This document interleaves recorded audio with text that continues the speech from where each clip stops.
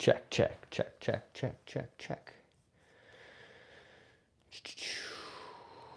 Check the microphones. Check the microphones. Okay, nice. That sounds pretty good.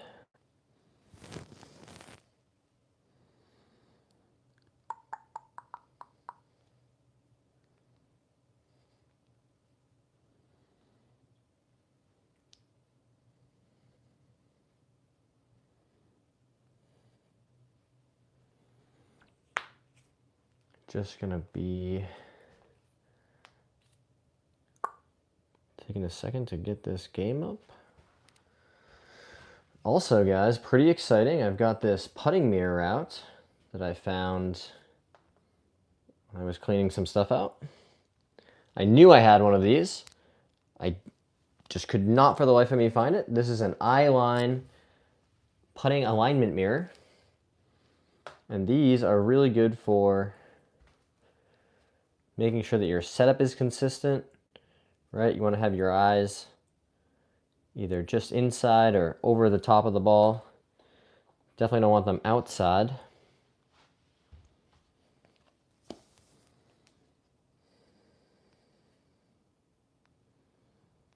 Okay.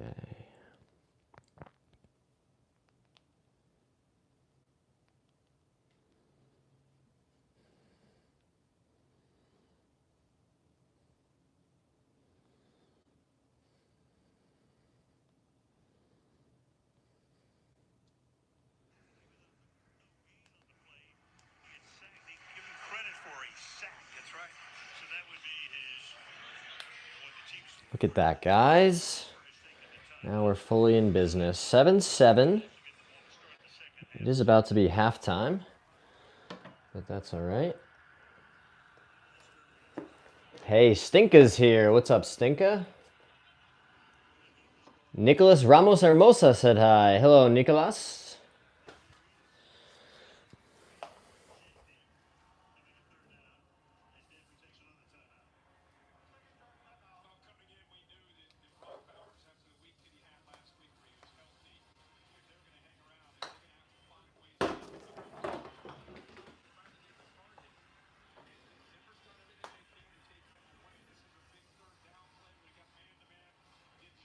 Nice. So that's really good feedback to check.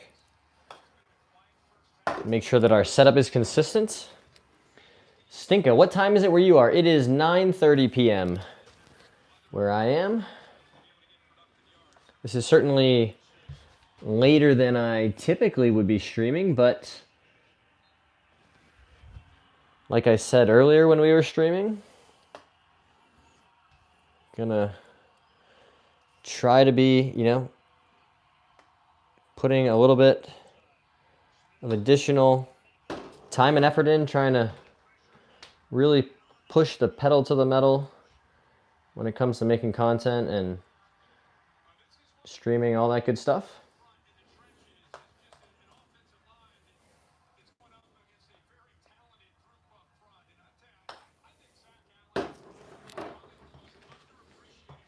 So this is mostly for setup.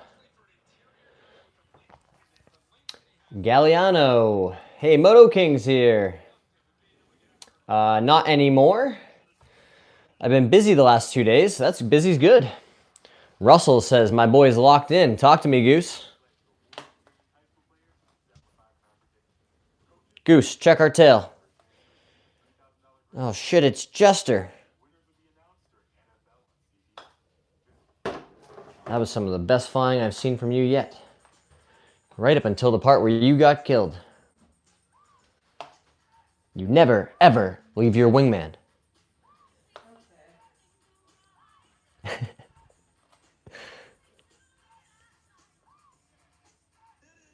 So again, perfectly. I like seeing my eyes kind of right on that middle blind or just inside of it. Right, my tendency sometimes is to get too far this way, and my eyes will be outside the golf ball, and then that makes, aiming more difficult. Right, so I make sure I'm standing tall, keep my chest up.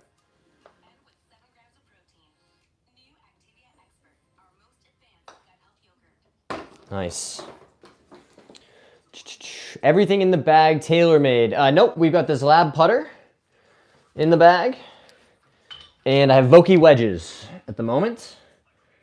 But otherwise, yes, I do have TaylorMade irons. We've got the 2011 TPMBs in the bag. I've got a QI10 Rescue, QI35 7-wood, a Stealth 2 5-wood, and a QI10 Max driver.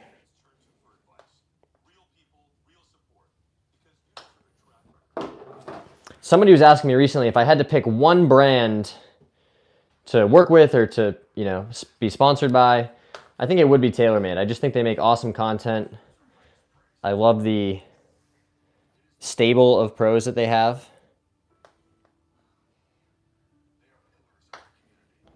Plus, if I truly am going to be the internet Tommy Fleetwood doppelganger, it would seem inappropriate to go anywhere else, right? Busy is good. Do you wear a glove when you putt out on the course? I do not wear a glove when I putt. I would say every shot outside of 50 yards, maybe even 30 yards. No, like if I had a 40, 50 yard chip or, you know, pitch shot, I probably would take the glove off. But outside of 50 yards, I'm keeping the glove on.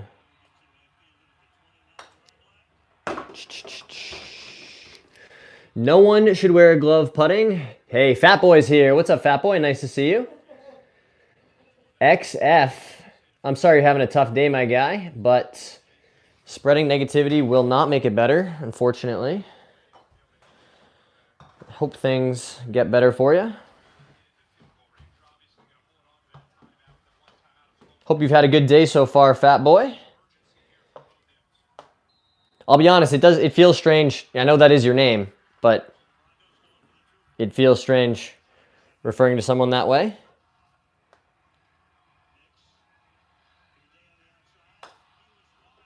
Nice. So, really good to check in with the putting mirror. Make sure that the setup is in a good spot. I see, and I would like the feel without a glove. Yeah, I agree. I think it's mostly about feel and making sure that you are, you know, as connected to that club as you can be. I've never enjoyed watching lives until I found this channel. Well, I appreciate that, Joseph. That is such a nice compliment. Can I ask you, what is it about listening to me or watching my live streams that feels different? I'm always curious to hear, you know, what I'm doing well, what I could be doing better. Right, this is a group effort. I don't want you guys to be like, yeah, I like John, but, you know, you kind of could be doing this or that better. Well, let's just try to make it better. Okay, really happy with that setup there. So the feel for me is just keeping my chest nice and tall. Boom. Benny's here. Have you golfed in Virginia or West Virginia? I'm 6'5", 250. I'm a big guy, but fatty is okay. Well, you named yourself Fat Boy Golf. But that's not so bad. Moto King says, I would like to say very genuine and not staged. Well, that's certainly true. What you see is what you get, guys. I don't know if, you know, some people might call that lack of professionalism, but I think around here it's more authenticity, ideally. I certainly have a perspective, and I'm not afraid to share and talk about it. You give good advice and seem like a chill dude that doesn't seem fake. Well, that's great feedback. I will keep trying to do my best. Boom.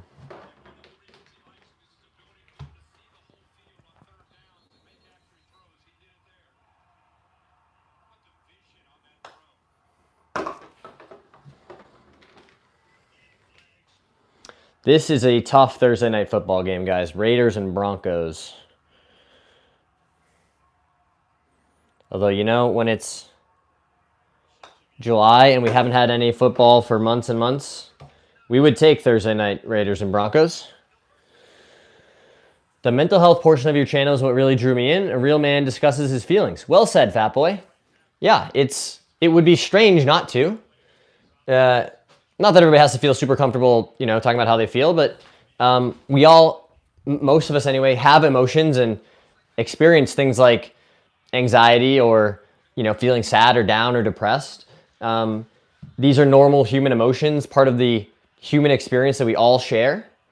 And I think it is important to talk about these things because of the stigma, right? There's a reason why, you know, you're saying what I'm doing is unusual or stands out, because mostly we don't talk about these things.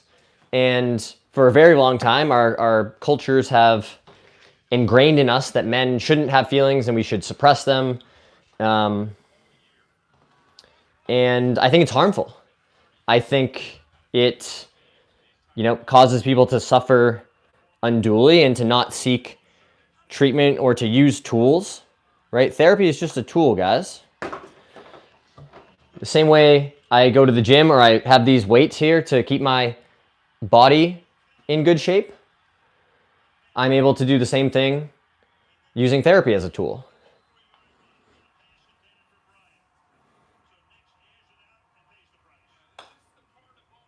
So, to your point, Fat Boy, I believe so strongly that stigma and, you know, the things that hold people back from being their best selves are harmful, and that if we can openly talk about them, then that's at least one step we can take towards, you know, starting to change things. Authenticity would be spot on, as you say. Thanks so much. I would agree with that also. Mental health is very important. Totally agree. I held it in for many years. Hardest thing I've dealt with, but life isn't supposed to be easy. It certainly isn't. And what you'll find, or at least what I've found, is, you know, you might make a change or fix something in a certain area, and that causes other difficulties. There are very few situations where you can trade something that's easy, you know, or something that's hard for something that's easy. It's just a different version of hard.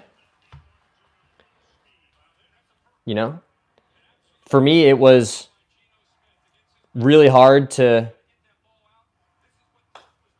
change my life and stop drinking 4.5, almost 5 years ago now.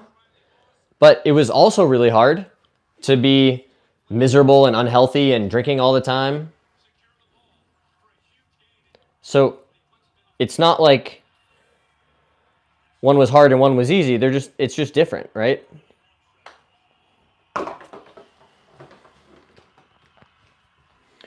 Moto King says, tap the likes. Thanks so much. CTB, golf is a good tool. Learning to stay calm in the most extremely frustrating sport. Golf teaches me when I'm super pissed after messing up. Stay calm, reset, try again. Very well said, CTB. I appreciate you sharing that comment for us, because I totally agree with you. And that's something that I talk about when you guys have seen me live stream from the golf course or in videos that I've posted. Trying to stay present and the value of that, and being grateful for the time that you have outside on the golf course, whether that's enjoying the nature or with close friends or family that you're playing with. It also helps your golf, I think. To your point, CTB, you know, golf can be endlessly frustrating and disappointing, and finding a way to stay grounded and present during those tough moments and just accept what's going to happen. You can only control the shot in front of you. It's very, very hard to not think back, man, if I had only made that 4-footer 2 holes ago. Or sometimes you start looking forward and thinking, man, if I just par in, you know, I'll break 80 for the first time. We've all had that moment of, and then, you know, you start thinking about your score. You're not focused on the things that were helping you play well to that point.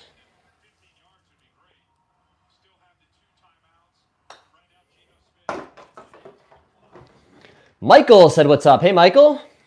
I've been in the past 3 streams. That's incredible. I'm very grateful that you've chosen to come back and check out, you know, multiple streams. I think that's super cool. It's like if a cook, you know, you make a meal and somebody just gets up and goes for seconds. It's like, hey, I really enjoyed what you were cooking up, and I'm going to go for more. I'm 2 weeks weed free and 3 months tobacco/nicotine free after 20 years. I'm going to make it and be just fine without it. I believe in you, fat boy. That is a huge change to make in your life after such a long time, but I know you can do it. And just remember, I like to say, remember your why. What is the thing that is driving you? Sometimes that's internal, sometimes it's external. For me, it was very simple. And when I first started tracking my sobriety, there's an app that I really like called I Am Sober. It's a pretty basic tracker, but it gives you, motivation to check in with it and use it as a tool. And they ask you, in a very short 1 or 2 sentences, write why you're getting sober or why you're making a change. And for me, it was very simple. I just wrote, I'm a better person without alcohol. Or some variation of that. I'm my best self. The best version of me is one that doesn't drink. And I think that's all what we're mostly striving for, right? We want to be the best version of ourselves. I just think sometimes it can be hard for people to understand, like, what are the tangible steps I can take day by day to actually achieve those things. Especially, like Fat Boy saying, after years and years and years.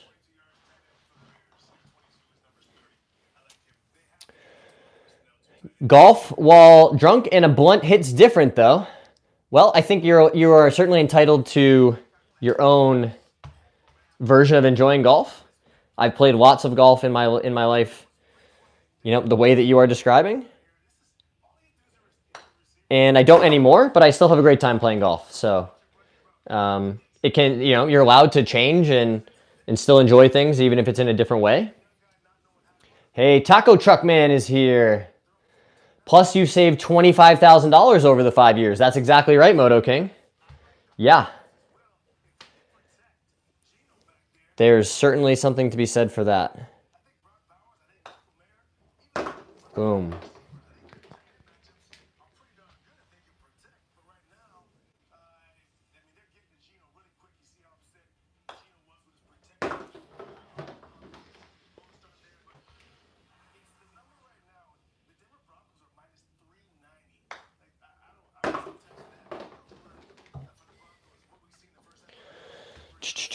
Hey, Cena's here. Fat Boy, I gave up nicotine 7 years ago. You'll get to that point when cigarettes and nicotine doesn't even cross your mind. You won't live the rest of your life needing a smoke. It will pass. Well said, CTB. I'm in a similar boat. I quit nicotine probably 3, 4, 5 months after I quit alcohol. And I will admit, I've occasionally, somebody will have a can of Zyn or something, and I'll toss one in, thinking like, oh, it'll be fine. And it makes me feel so sick now, to the point where my body, I think, just knows, like, dude, we've done this before. It was so hard to quit. It's physically rejecting it. So I only tried that a couple times before I fully just started saying, nah, I don't even need the one. But I was a can a day of Zyn guy, and Juul before that. I don't know, most of you guys, I think, will remember Juul, but it's been a while since they were around. Those USB sticks we were all sucking on for a couple of years there. ¿Cómo estás, Sina? ¿Cómo te va? Did you get better or worse once you got sober? At golf?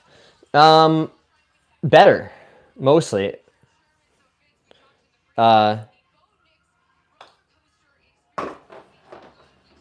Certainly, I was one of those people who was so convinced, like, oh, I play my best golf after like 3 or 4 beers. It's just not true, guys. Like, if you are trying to do an activity or sport that requires a high degree of hand-eye coordination, and you put something like alcohol in your body that is largely detrimental to those skills, it's not gonna make you better. I think people largely think about that from like a anxiety management perspective, maybe, but I don't think it's very effective. I chew tobacco from baseball. Smell of it now grosses me out. Me too. I played hockey growing up, and it was just dip was everywhere. Yeah, between hockey and baseball, I basically, I had no choice, which is not true, right? Like I say that to myself to rationalize it, looking back, because it was everywhere. But of course, I had a choice. I had agency I could have exercised. But at the same time, I was, a 15-year-old awkward kid who wanted to fit in. So give myself some grace as well. Adventures is here. What's up, Adventures? Clicks is here. Hey, Clicks. Swear down, Juul and vaping is more addictive than traditional cigarettes. I definitely think there's something to that, simply because of how accessible it is, right? I remember I used to sit in my office at work and hit the Juul like at my desk, right? You definitely couldn't do that with cigarettes. So the fact that, to some extent it's more accessible or has fewer downsides, certainly can impact, how frequently you use it.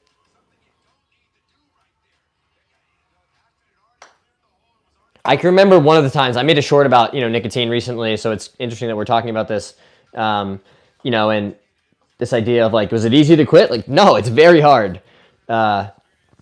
I can remember that's, a couple times being like, I'm gonna leave the vape in my car, so I won't use it during the day, and then, only use it at night, or I don't know what my thought process was. And inevitably, like, an hour would go by, and then I'd be like, you know what, I'm just gonna go to my car and get the Juul because, like, I have an addiction. So I guess the point is, don't be too hard on yourself. It's an extremely addictive chemical, and it can be really hard to quit. Everyone's journey and experience is different, obviously, but for me, the actual, successfully quitting nicotine was definitely the hardest one that I've had to do. And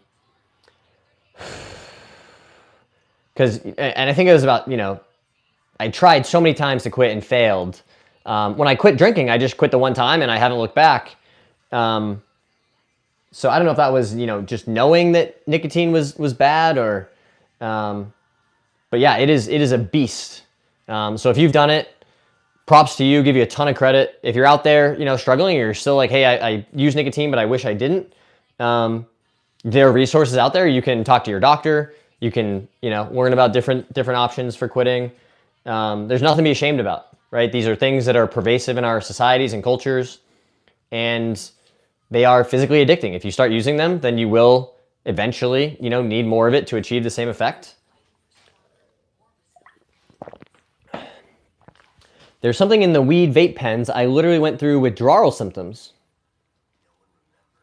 How did you quit? The nicotine gum done it for me. I have heard really good things. I tried the nicotine gum and didn't work for me. To be honest with you, the thing that helped me quit for good was my dentist, of all people, saying, hey dude, we're not there yet, but you are like barreling down the path of, heading for biopsies and getting like cancerous things taken out of your gums and mouth. And I was like, all right, I think I've heard enough. And I quit cold turkey, and I don't think I've really looked back. So that was as far as I was willing to push it. If I seem confused, it's because there was at one time 10 golf balls here, and now there's only 9. Interesting. The good news, guys, is I have this giant bucket full of them, and we can simply grab another one.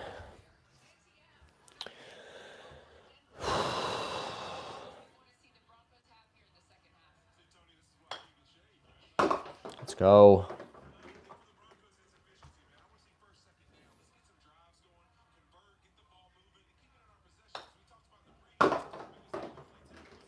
Very, very happy with how the golf ball is coming off the putter. One of the benefits of trying to lean into streaming and do more streams, continue building this platform and community that we're building together, guys. I'm also practicing more, right? You know, you guys come to listen to me talk, I think, to some extent, but also, you know, see what I'm up to and working on in my game. And the end result of more streams is more practice. So it's all good things. Don't regret smoking and drinking, though. It's a fun thing to do when young. Had great memories. I think that's a good perspective, right? There's no sense in admonishing yourself, right? What's done is done. And I largely feel the same way, right? I had some amazing experiences and great memories. Met some super cool people, all because of, you know, drinking and partying and doing irresponsible young person things. And then you start flying a little too close to the sun and you say, okay, I gotta make a change here. And that's what I did. And I'm really proud of myself for how I've, you know, recognized that and decided to do something about it. Let's go. Check under the club stock on the ground for the ball. Could it be the ball on the shelf on the mason jar? Nope, it's not that one.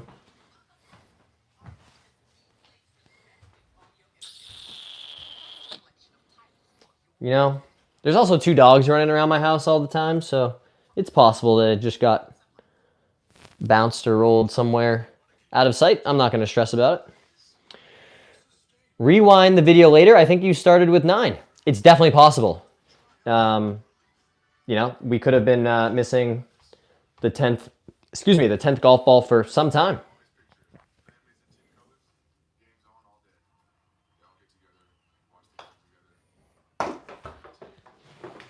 The nice part is we only have to worry about hitting 1 putt at a time. I have a weird thing about odd numbers. I don't know if anybody else has this, but I really hate when, like, the TV volume is on an odd number or the volume on the car radio.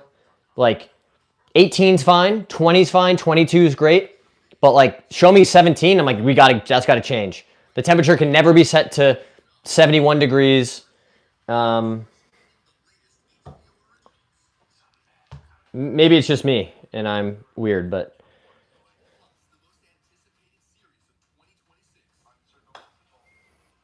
although increments of 5 are okay sometimes. Like, I could tolerate 25 or like 75 degrees in the car. Although even that, even saying it, I'm not prompt. Probably the dog. It's almost like raging hangovers in your 30s is nature's defense. That's funny.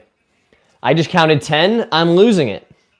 He added another one. I did. Yes, I grabbed one out of the bucket. Although Adventures, we could have really confused Fat Boy Golf there by being like, no, dude, I don't know what you're talking about. There's always been 10. You got to really go back and get checked out. But no, that wouldn't be very nice. This week is flying by, huh, guys? It's already Friday almost. Pretty exciting also. Tomorrow is one of our dog's birthdays. So we're going to spoil her a little bit.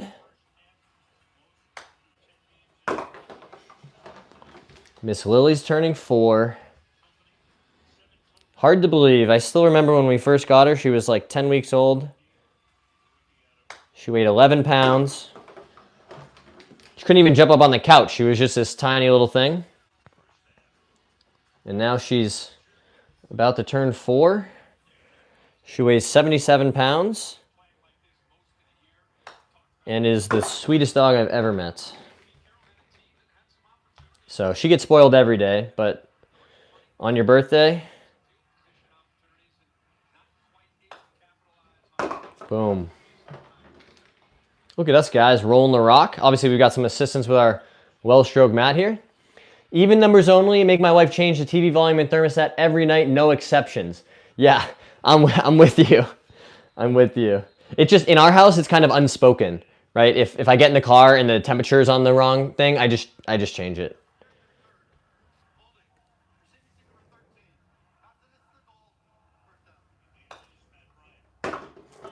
It is nice to know that I'm not the only one out there who's like, this is just intolerable.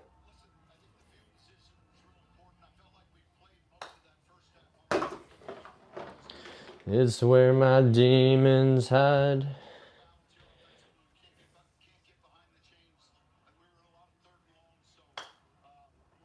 Nice. Nicole, what's your handicap? Right now we're at 1.3 on the handicap index, but hoping to get back to scratch or better, back to 0 as soon as we can, as you know, when next season comes. Although I think here we have another week or so before the posting season is over. So if I do manage to get out on the golf course again before that, it could change again. But yeah, 1.3.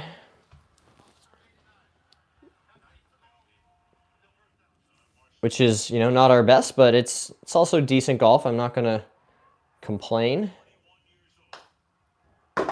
Nice.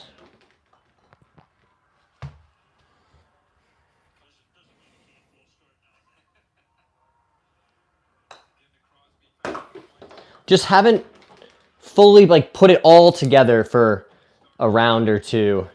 You know, I can play like 14, 15, 16 really good holes, but tough to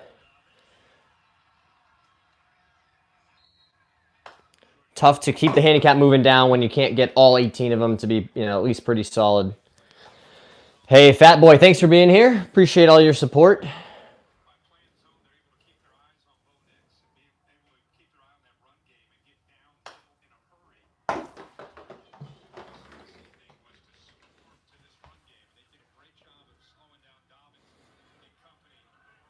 That Max Crosby guy is pretty scary. I don't know if I would feel super comfortable as a quarterback knowing that guy's trying to chase me down and smash my brains in. Uh-oh, buddy. Okay. Hey, John, what's your lowest score yet? So in my life, my lowest score is 64. That was 6 under par on a par 70 golf course that was not super long, but actually an old Donald Ross course, so still had to get the ball in the hole for sure. I made 6 birdies, an eagle, and a double bogey. I made a double bogey on the 3rd hole.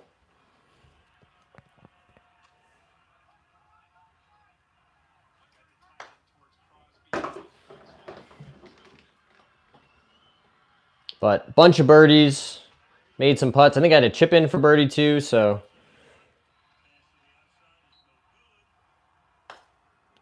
still chasing 64. That's pretty low, especially even for me on a short golf course. What is some good golf content that should bring in views that I could do? Good question, Adventures. I think, well, here's a question. What kind of golf stuff do you do? Do you go to the driving range a lot? Do you practice your short game and chipping and putting? I usually advise people like to make content about things that you're excited to do. You know, I love practicing and trying to get better and lower my handicap, but plenty of people just want to, you know, just go out and play golf and hang out with their friends, have a few beers and enjoy some time outside. That's totally fine too. There's lots of ways that you can enjoy this great game. Hey, Garrett's here. What's your longest stretch of pars together? Oh, that's a good question. I would guess it's probably like 7 or 8 holes. Maybe if you include birdies, maybe 9. Like I have had some bogey-free 9s. I've shot 2 68s par 72 from 6,800 yards. That's good. That's very good. 68 is also my low on from that type of range, right? You know, between, I would say like in that 6,600 to 7,000 range. I've shot a bunch of rounds between like 1 and 3 under. And a couple rounds of like 4 under. And then, like I said, that, you know, my PR that was 6 under par. But anything beyond that, guys, is, you know, it's always going to be tough. I enjoy your streams a lot, man. Thanks so much, Garrett. I appreciate you saying that. I am optimistic that there will be, you know, even more of them and more content that we can make, more stuff that we can film. You know, we're getting really close, it feels like, to breaking through and getting to a point where we can try to do this full time.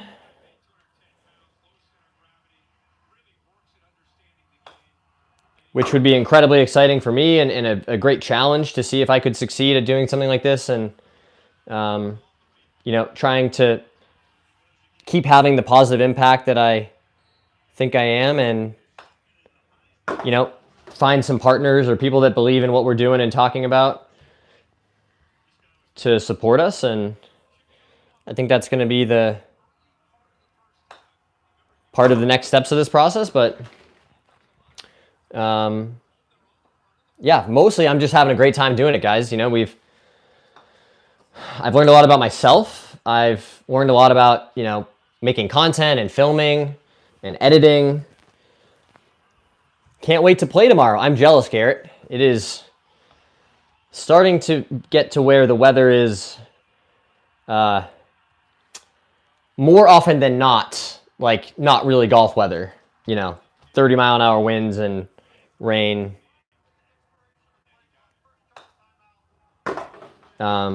So I missed the summer when like 7 out of 7 days were potential golf days. Now it's like 2. But that's okay because pretty soon we'll be nearer to 0 if there's, you know, snow on the ground or it's below freezing. Are those Golf Air Max? They are extremely uncomfortable. I had to stop wearing those. Oh, that's so interesting you say that, Tacoma Off-Road, because these are the most comfortable golf shoes that I've ever worn. I typically wear, or, you know, for years and years and years, wore a spiked golf shoe. But just, you know, with all the walking and some joint issues that I've had, I had to go to something that was, you know, better designed for walking and for minimizing the impact on my joints. And these shoes have been wonderful in that sense. Everyone's feet are different. That is definitely true.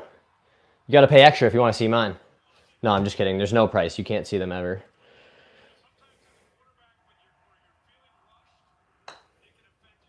Nice. What is the craziest golf course you've played at? Ooh, I have 2 answers. The craziest golf course, like the actual 18 holes, I would say Tobacco Road. Super fun, really interesting golf course. One of just a handful of Mike Strantz designs that are out there. I don't think I would want to play it every day because it's very tricked up and severe, but some of the slopes and you know, ways you can get the ball close to the hole are super, super fun.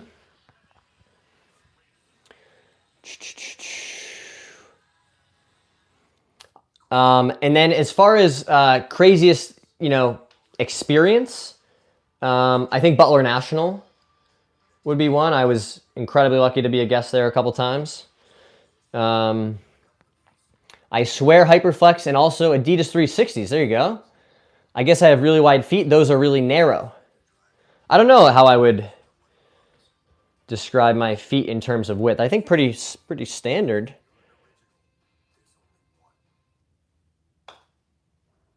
It's where my demons hide. My home course is called Mimosa Hills, one of Donald Ross's first courses. Very cool. I played for a long time at a Donald Ross course called Vesper, which is a club that dates back to 1875. Something that we are all very proud of before I moved away. If you can learn how to play golf and score well on a Donald Ross course, then your game will usually travel pretty well.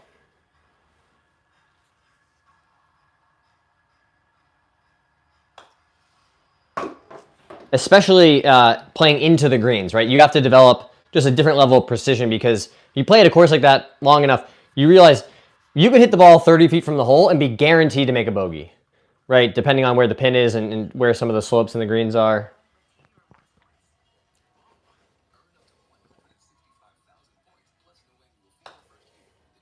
I thought it was pretty interesting also, guys, to see Scotty Cameron announce some, what are they calling them? On-set center. Like, you know, everybody's going to putters like this, the Lab or the Spider ZT. And Scotty was like, well, we got to get on this train. North Carolina. I'm also going to look it up, Garrett.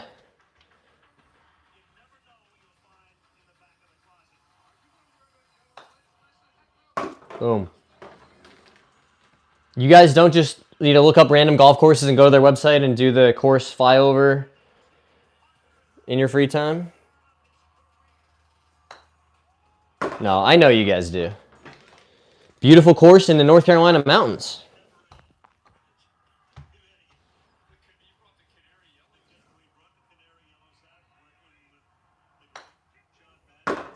Have they done any big renovations to it, Garrett, or any big changes to the golf course that you're aware of? Boom. They did one back in 2002. There you go. Have you ever played bar golf? What is bar golf? Tell me more, CDB.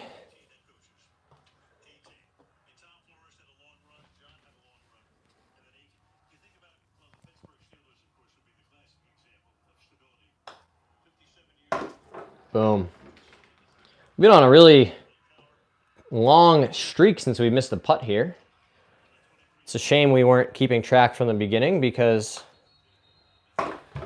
I do like trying to challenge my PR in here sometimes. So from 5 feet, the most we ever made in a row was 223 putts. And I'll be honest, guys, the physical part of that became more challenging than, making the 5-footer. It was just being in this position, bent over and hitting putts for that long, it was taxing. I've heard Tiger talk about that, how when he was dealing with his back stuff, that putting was always the last thing to come back because he couldn't, bend over to hit putts. Do you guys think Tiger's going to play on the Champions Tour? I really am not convinced. I know he said he won't, but I feel like somebody with that level of competitive drive, if his body will let him, I wouldn't be surprised if he went out and played in a couple Champions Tour events. They're about to put new greens in next year. Our bent grass greens are over 20 years old, but they're still amazing. That's great. You have a list bars. Each bar with a drink. Down it in one is a hole-in-one. Then the one with the lowest score wins. One bar might be a pint of beer, another a Long Island, etc. Oh, well, back in the day, certainly I've played games like that. But Shane is correct that I don't drink anymore. It's, kind of my whole thing, actually. Not the whole thing, but part of the thing.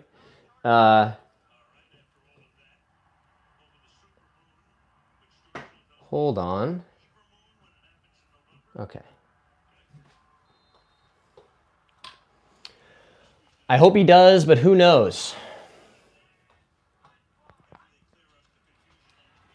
I know. I want to see him play more golf, but I don't want to see him like hobbled and crippled and limping around, which has been most of the last 5 years of being a fan of Tiger Woods. Hey, Sycamore's here. What's up? Haven't turned the heat on in the house yet. Well, you're ahead of me because we did turn the heat on in the house not too long ago.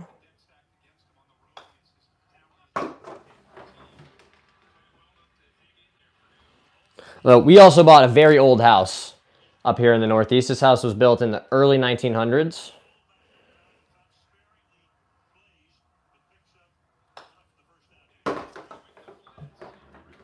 Which I personally am a huge fan of, right? There's lots of character.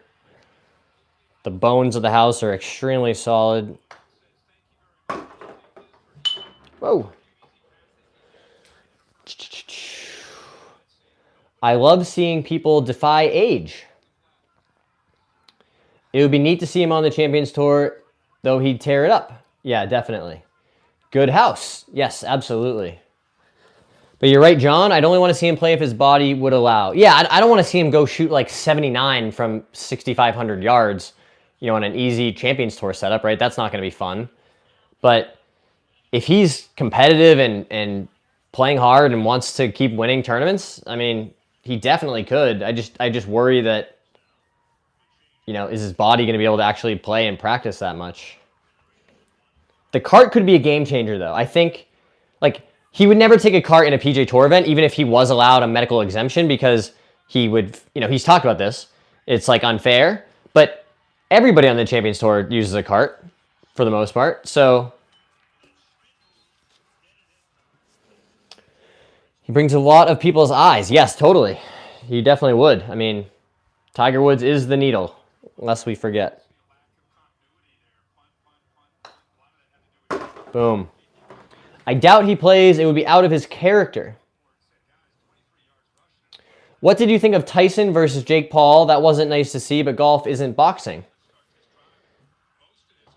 Yeah, that seemed like a little, like, kind of silly to me. There was a lot of hype around it, and then for it to turn into what seemed like a money grab.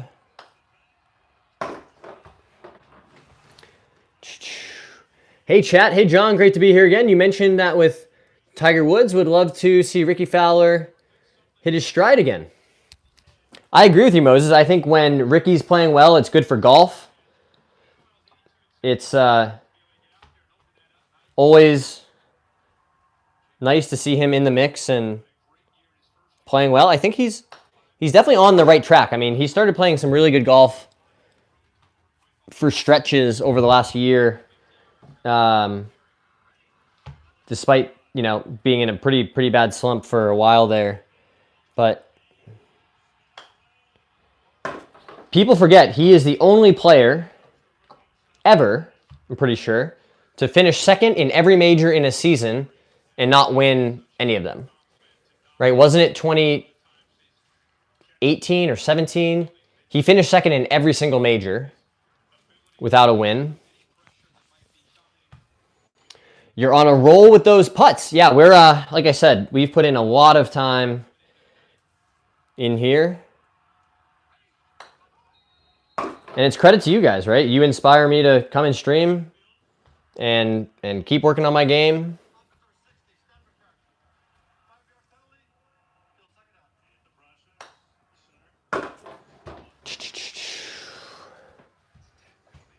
Only the third quarter. Could have sworn it would be at least start of the fourth quarter by now. But they really just, they demand people stay up late to watch these games.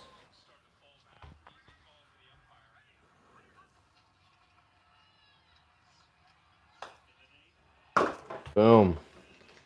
Absolutely agree. He's on the right track. Yeah, I think, I mean, didn't he start working with,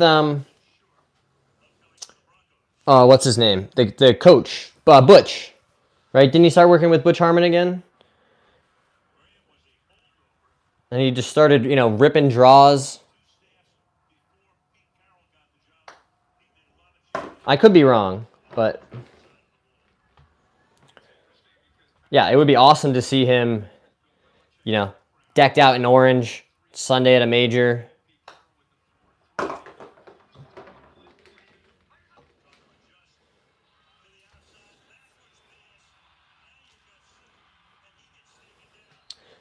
This game has not really had much to be excited about.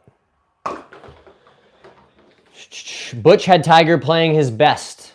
I think that's true, Garrett. I like the Butch Harmon version of Tiger Swing the most by a mile. I hate the Sean Foley version, right, where he was like, how steep can I possibly get by just stack and tilting this thing into the ground? The Hank Haney swing was a little laid off, and he just, you know, was hitting in big hooks. And I like the Butch version a lot. Sean ruined his swing some. Yeah, totally. What game are you watching, bro? I'm watching Thursday Night Football. It's Vikings and Broncos. Today was my birthday. I turned 60. The good thing I take from it is I get to move up tee boxes. Happy birthday, Sycamore. That's awesome. Everybody drop a like or a thumbs up for Sycamore. Turning 60 today. That's a huge one. Congrats. You definitely should move up those tee boxes, bro, if they're going to let you.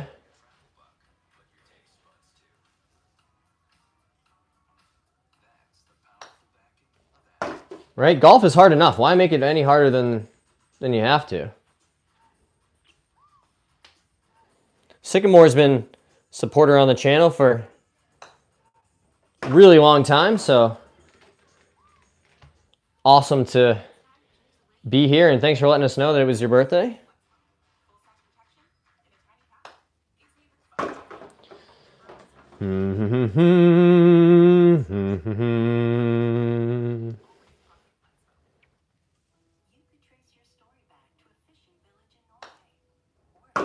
Let's go, guys. I'm telling you, left hand low changes everything.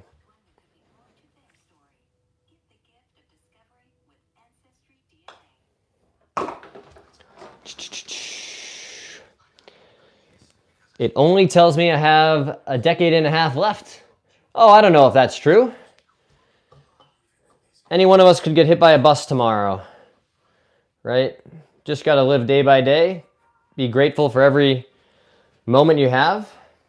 You know, appreciate the challenges that you have to get through, and that's all you can do, right? None of us are getting out of it alive. Shane wants to know, where's the Newport? The Newport is now in my hand. This is the stunning putter that we started showcasing a little bit more. Finally got it out of the trunk. I'm not nearly good enough to use this. Oh, sorry guys, I'm too slow. That was some insane trolling. Got to get that out of here.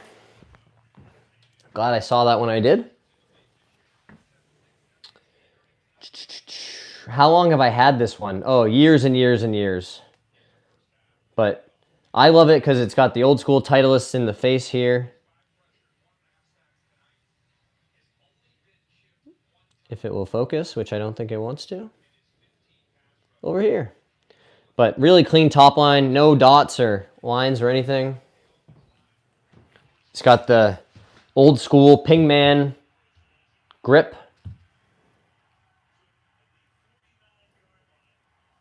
I'll break this out every once in a while to, just to look down at something different. But as far as performance goes, I am not good enough to use this regularly, right? If you miss the center of the face or hit it slightly, it's just going to be much more penal. Garrett says, I love the bottom on those Newports. Yeah, the sound slot with the, this is a Newport Beach, so it's got this feels incredible with the sound slot in it. Nice, Scotty. Mine is an original 1987 Newport. That's very cool, Sycamore. You got to hold on to that thing. Same way I'm holding on to this guy. This is a 2003 model. Here, let's hit some putts with it. I like breaking it out. I'm glad you mentioned it, Shane, because just the feel off the face is so, so good.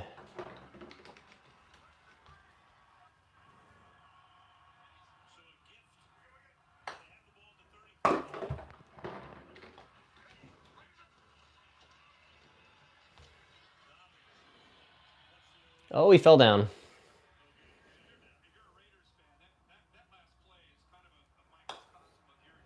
But it is much harder. I mean, you can just tell off the face that if you don't find the center of the putter, it's going to let you know.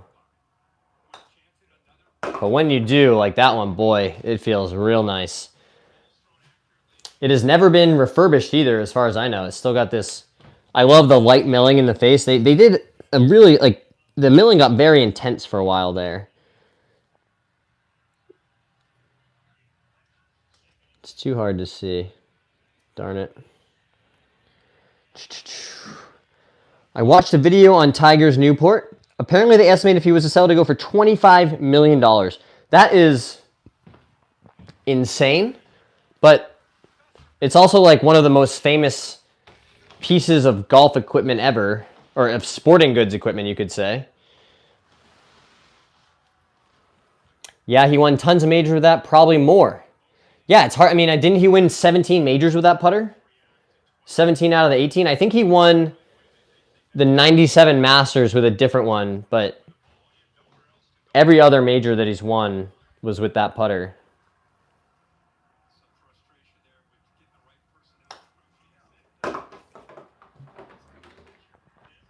One of my favorite stories from you know, that lineage of putters is Scotty obviously had a number of backups and blanks that he kept for Tiger, you know, in case he ever wanted another one built up, and Tiger kept some of those. But at one point, there's a cool story about how Ricky Fowler was, you know, walking around with Scotty, like in the workshop or warehouse or whatever, and they found some of them, and he actually, you know, gave Ricky permission to have one of them. So, you know, Scotty like custom stamped it for him and stuff. But it was one of those original Tiger Woods Newport heads, or Newport 2, I think.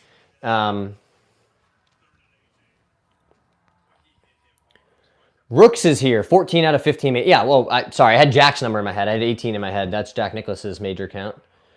Yeah, 14 out of 15. Thank you for correcting me, Rooks. Boom. BWDB Golf says, I'm a new golfer. Welcome to the best game that I've ever found. Any tips? My best tip is have fun with it. Golf can be incredibly frustrating and difficult, but just enjoy the time outside and time with your friends or family. As far as a practical golf tip, I would tell you learn impact. You know, if you go to the driving range and you have 100 golf balls, you could hit 80 of them with little half swings, just learning how to chip the ball, right? But you got to develop the skill of getting this club, and ideally the center of the club face, onto the back of the ball. You need to learn how to control where that face is pointing at impact. That's how you're going to, you know, make the ball go where you want it to. And you need to learn how to contact the ball and then the ground, right? So ground contact, face direction, and face contact. Those are the big three skills that every golfer needs. And you develop those skills by doing it over and over and over again at slow speed, right? So when you're learning this stuff, you could truly spend 80-90% of your practice time making, you know, small chippy swings, you know, swing it waist to waist, just learning how to consistently get the center of that club on the ball and have it fly through the air somewhere, you know, close to your target. Remember when Ricky's seen Wyndham Clark win with the Jailbird, had the rep build the exact same one, then won like the next week? I do remember that. Yeah, the Jailbird had a huge moment there where everybody was trying them. I think Keegan still uses one or was trying one for a while. Is it a game or a sport? I don't know if I have a good answer to that, Sycamore. I tend to go with sport. But I think it can be both. Like, you know, I don't think anybody would argue if football is a sport or not, but we also call it a football game. Like I said in your video earlier, that putter's an absolute timeless classic. Artwork, to say the least. I totally agree, Rooks. I almost don't like hitting putts with it because it just feels like it needs to be like wrapped in bubble wrap and only looked at. But that's not very fun either. It is a piece of metal designed to hit golf balls with.